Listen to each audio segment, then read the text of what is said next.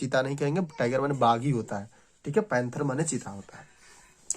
तो एक बाघ जो है चिड़ियाघर में, ठीक है। तो इसमें जो अबाउट द लेसन दिया है आप लोग स्वयं पढ़ लीजिएगा, ये पढ़ने की बात है, आप लोग स्वयं समझ सकते हैं, यहाँ पे कुछ करना नहीं, यहाँ पे रवस राइडर के बारे में यहाँ पे दिया है, यानी पोएट के बारे में दिया है।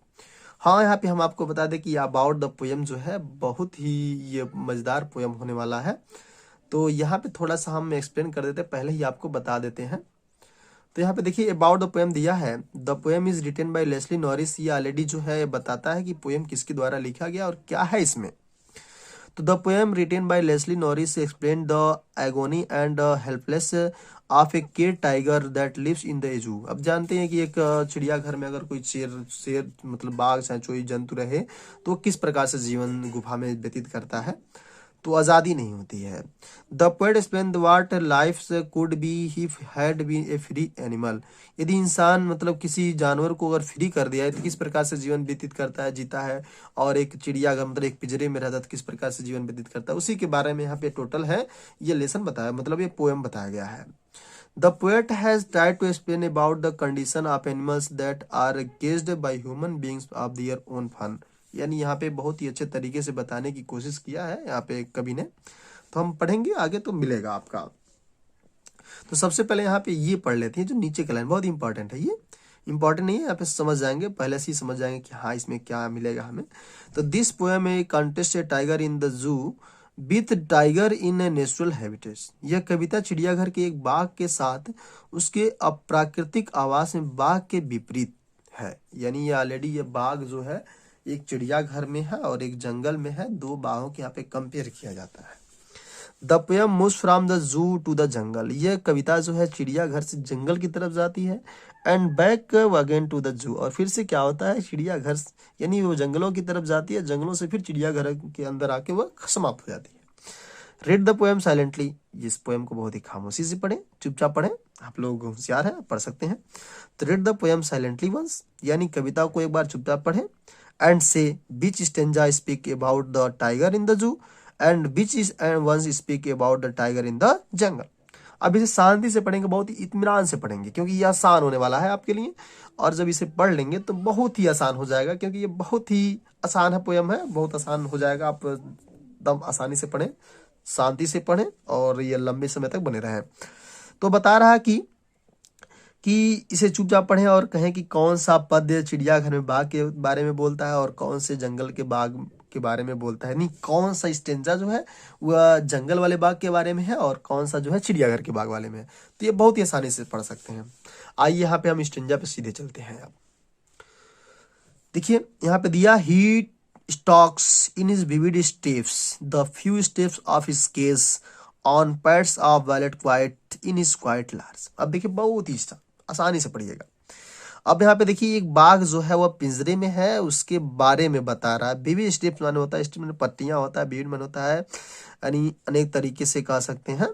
तो ही स्टॉक्स हिज विविड स्टेप्स, यानी एक बाघ जो है पिंजरे में है, उसके शरीर पर बनी धारियां बहुत चमकीली हैं। यह है ही स्टॉक इन विविड स्टेप्स, यानी एक बाघ जो है पिंजरे में। पहला जो लाइन है वो पहला स्टेंजा जो है निश्चित रूप से ये किसके बारे में बता रहा है कि जो बाघ जो है वो पिंजरे वाला बाघ, यानी पिंजरे में जो बाघ है उसके बारे में बात हो रही है। तो इस स्टॉक इन विविड स्ट्राइप्स, उसके शरीर पर बनी धारियां बहुत चमकीली हैं।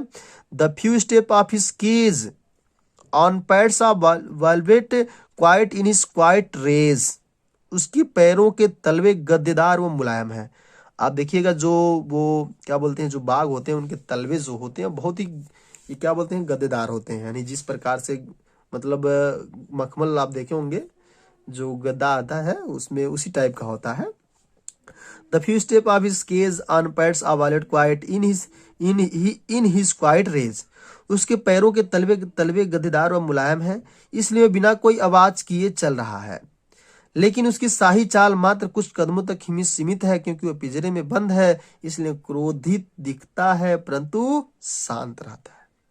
अब देखिए आप ही चले जाओगे, वो कहाँ बोलते हैं चिड़ियाघर में आप चले जाओ, अब कितने लोग होते हैं कि जाते हैं चिड़ियाघर को देखते हैं और वहाँ पे लगा होता है ऑलरेडी जाल लगा होता है, वो जो जंजीरें होती हैं वहाँ पे चिड़ियाघर में आप जाएंगे तो वहाँ पे देखेंगे तो बाघ जो वहाँ पे चलेगा उसका एरिया जहाँ तक रहेगा अपने दहाड़ेगा।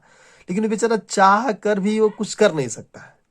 ठीक है, आप लोग भी कभी चिड़ियाघर में जाइएगा तो देखिएगा, आपके सामने बाघ रहेगा, लेकिन उस चिड़ियाघर से अगर बाहर कर दिया तो आप वहां पे टिक नहीं पाओगे। तो निश्चित रूप से ऐसा ही होता है कि मतलब पिंजरे में अगर कोई चीज हो तो वो इंसान उसे खिलौना समझ लेता है, लेकिन वो बाहर निकल जाए तो वास्तव में अपना रूप दिखा ही देगा। ठीक है, कितनाओं का बाघ बाघ ही होता है। ठीक है, तो वही बता रहे कि वो बेचारा चलता है, लेकिन वो गुस्सा भी करता है, लेकिन क्रोध दिखाता है, लेकिन फिर भी क्या, उसे शांत रहना पड़ेगा, उसकी मजबूरी है। उसे जानता है कि मेरा पिंजरे के घर अंदर ही पूरा घर है। आगे देखते हैं। He should be lurking in shadow, वह निश्चित रूप से सरक रहा होगा। ही should be lurking in shadow, ये देखिए, ये जो लाइन है, ये पहला लाइन जो था, ये जो था वो पिंजरे वाले बाघ के बारे में बात हो रहा है। दूसरा जो है ये जंगल वाले बाघ के बारे में बात हो रहा है। ही should be lurking in shadow, यह कभी जंगल में रहने वाले बाघ की बात करता है। दूसरे वाले में जो कभी है वह क्या कर रहा है कि जंगल में जो बाघ है उसके बारे में बात कर रहा है। ही should be lurking in shadow, वह कल्पना करता है कि वह बाघ छाया में घात लगाए बैठा होगा। यानी he should be lurking in shadow sliding through long grass near the water hole where plump deer pass. यानी जो कवि है वह सेकंड वाले में वो कल्पना करता होगा कि वो बाघ छाया में घात लगाए बैठा होगा। घात लगाने का मतलब है कि बहुत देखते हो ना कि बाघ जो होते हैं शिकार करने के लिए भाई घात लगाते हैं ना, तो वही है। तो ही should be lurking in shadow, वह छायादार बीचों में बैठा होगा, सरक रहा होगा। स्लाइडिंग मैंने सरकना, थ्रू लॉन्ग ग्रास, इन लंबी लंबी घासों पे वो सरक रहा होगा। Near the hole, near the water hole, यानी पानी का जहां पे होगा। Where plump the deer pass, जहां पे हिरन जो है अपनी प्यास बुझाने के लिए आ रहे होंगे, वहीं पर जो है पेड़ की छाया में बाघ जो है वहां पे बैठा होगा और वह शिकार की तलाश में बैठा होगा वहां पे। तो कभी वहां पे कल्पना करता है कि बाघ छाया में घात लगाए बैठा होगा। वह किसी जलाशय के पास, यानी यहाँ पे दिया है वाटर में जलाशय के पास, ग्रास यानी घास में सरक रहा होगा, यानी स्लाइडिंग में सरकना होता है, और अपने शिकार की प्रतीक्षा कर रहा होगा, या अवश्य किसी मोटे ताजे हिरण पर आक्रमण करने की तैयारी में होगा। ऑलरेडी देखिए, जब जंगलों में कोई बाघ रहता है तो ऑलरेडी है जो भाई अपने शिकार के पीछे तो रहेगा, और ऑलरेडी वहां पे कहाँ पे जाता है, जहाँ पे तालाब ही रहेगा, जहाँ पे पानी उनी रहता है, तो उसी के किनारे जो है शेर और आपको बाघ वो जो है मिल जाते हैं, क्योंकि वहीं पे लोग जंगली जानवर जो होते हैं वहाँ पानी पीने के लिए आते हैं। तो वो बाघ जो होगा जंगल वाला, वह क्या कर रहा होगा, वह ताजे मोटे हिरन का शिकार करने के लिए, यानी उस पर अटैक करने के लिए जो है इंतजार कर रहा होगा कि कब आए, कब उनसे अटैक करें। आइए हम अगले स्टेंजा में चलते हैं।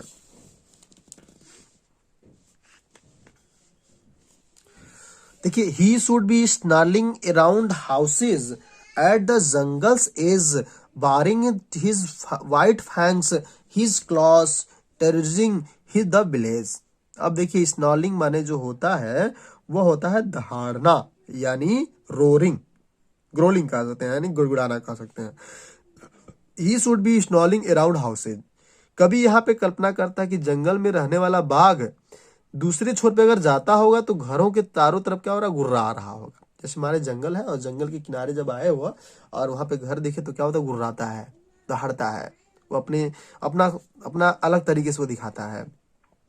He should be inhaling around houses at the jungles is bearing his white fangs, his claws tearing the village। कभी जो है कल्पना करता है कि जंगल में रहने वाला बाघ जंगल के छोर पर स्थित घरों के चारों ओर घुर्रा रहा होगा, यानी दहाड़ रहा होगा।